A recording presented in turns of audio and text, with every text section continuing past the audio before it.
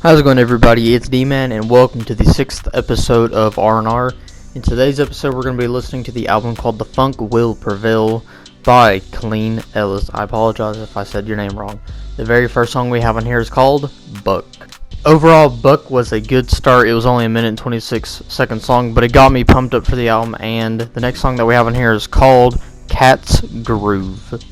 Cat's Groove was a great song. The drums were great, the bass was great. I don't think a synth was used, but if I am mistaken, then it was awesome. And I just want to let you know, as we keep going into this album, that some of the songs are only a minute long, some of the songs are 2 minutes long, so that's why, if it feels like I'm blowing through this album, that's why it is. But yeah, overall great song, and the next song we have is called Home Cookin'. The drum beat on it was very good, the synth was great on it, and it didn't have any lyrics, but it was overall a good song. And the next song that we have up is called Lil Bit. Lil Bit was not as good as Home Cookin', but it definitely was alright. I love the drum beat. I didn't really like the harmonies where he just kept going just a little bit. Like, I know it's supposed to keep driving the album, and the melody was good on the song. It's just not a song that I think I'll be listening to that often. The next song we have on here is called Trippin'. Lil Bit wasn't a bad song. It was mostly an instrumental song. I love the drums on it. I love the bass. The melodies on this album are great, but the only problem is that it's not really retaining my attention. Like, they're good to listen to, but it's not something that will bring me back. But the one thing I will give this song is it reminded me of Tyler, the Creator's Igor opening track, and then Earthquake.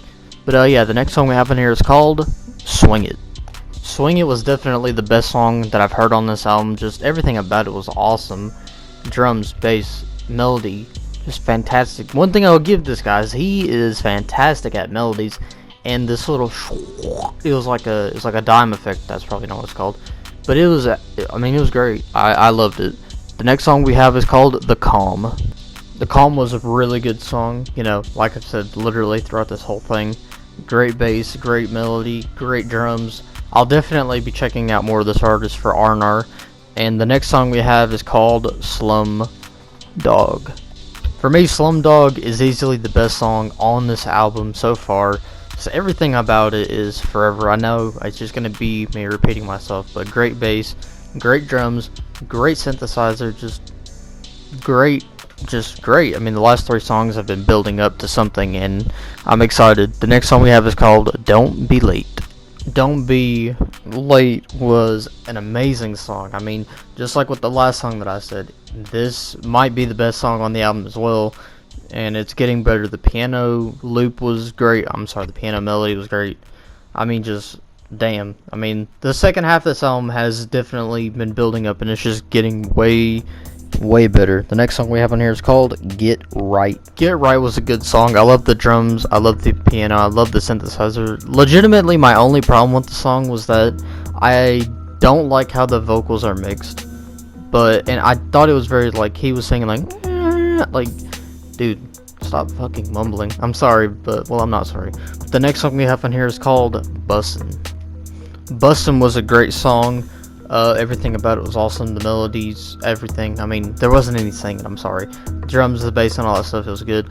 I'll bring it up at the very end as I give my final thoughts on the album, but the thing that is holding this album back for me is there's, like, literally barely any lyrics on it, and I'm not much of a funk listener, so if you are, tell me in the comments, but, like, where the hell are the lyrics at? Like, there's nothing wrong with instrumental music, and if you're just an artist who wants to release that kind of music, there's nothing wrong with that. But if you don't have any words, I don't know what I can come back to. At least that's for me. But yeah, overall it was a good song, and the next song we have is called Slanky. Slanky was a good song. It reminded me of, like, a lo-fi song, and just how it flowed was amazing, dude. And you know, like I've said, maybe the best song on the album. We're down to the last 2 songs. The next song we have is called Prevail. Prevail overall was a good song. I would just be repeating myself as I have throughout this entire thing. The next song and the final song we have on here is called Act 1. Act 1 was a great closer.